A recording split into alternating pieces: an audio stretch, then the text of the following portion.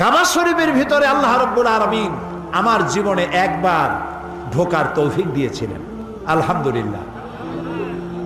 আমার চোখের সামনে অনেক রাজা বাদশা আমার চোখের সামনে ঢুকছে, জীবনে বহুবার আল্লাহ নিয়েছেন।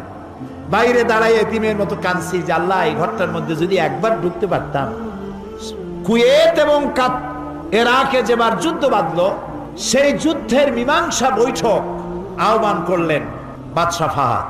তাতে পৃথিবী থেকে 400 মেহমানদেরকে দাওয়াত দিলেন মীমাংসা বৈঠকে।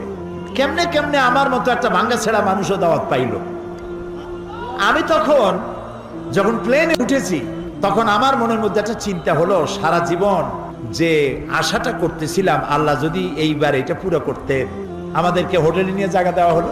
এশার নামাজের পর একটা ব্রিফ কেস দিল সমস্ত মেহমানদেরকে। ব্রিফ কেসের ভিতরে কাবা শরীফের গিলাফ পাইলাম, আতর পাইলাম, জায়নামাজ পাইলাম।